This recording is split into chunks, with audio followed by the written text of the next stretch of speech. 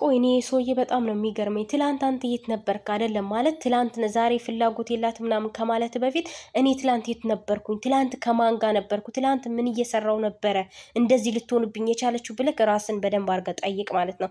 አሰላሙ አለይኩም ወራህመቱላሂ ወበረካቱ። ሩታ ደግሞ ወደ ጠሮች ቦታ ዝም ብለሽ አትሂጂ ማለት ነው። ዝም ብለሽ ነይ ከተባሽ ዝም ብለሽ አትጎተቺ በነገራችን ላይ ማለት እና ኤርሜላ ደግሞ ሲጀምር አንቺ ምን አገባሽ? በማትፈለጊበት ቦታ አትገኝ። አይመለከትሽም እኮ ሩታን እንዲህ ማለትም መጠየቅም አትችም፣ መብት የለሽም፣ አይመለከትሽም። ምክንያቱም በአንቺ የተነሳች ልጅ ብዙ ነገር አይታለች ማለት ነው። ስለዚህ አንቺ በሷ ህይወት መተሽ እንደዚህ ማለት አትችም።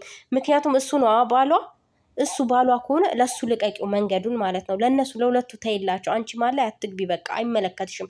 በማትፈለጊበት ቦታ መገኘት የለብሽም ማለት ነው። እና ሩታ በነገራችን ላይ የመለሰችላት መልስ እያንዳንዱ ትክክል ናት። እኔ በጣም ነው የተመቸችኝ። በነገራችን ላይ ሩታ ማለት ነው በመልስ ምት አትታማ ማለት ነው። እና ኤርሜላ ግን ልክሽን ብታቂ አሪፍ ነው። መጀመሪያ የት ነበራችሁ እናንተ ራሳችሁ?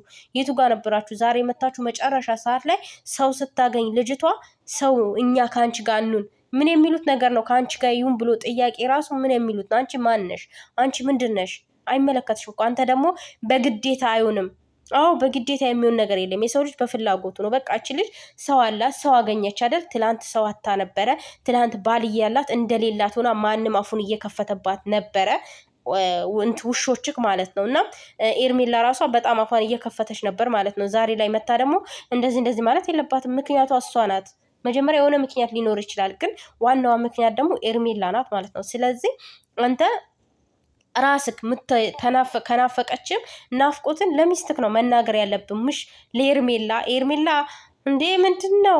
ሩታንም ፈልገክ ኤርሜላንም ፈልገክ ይሆናል እንዴ? አይሆንም እኮ በአንዱ ጽና። ወይ ኤርሜላን ያዝ በአቋም ጽና፣ ወይ ደግሞ ሩታን ብለክ ከሩታ ጋር ሁን።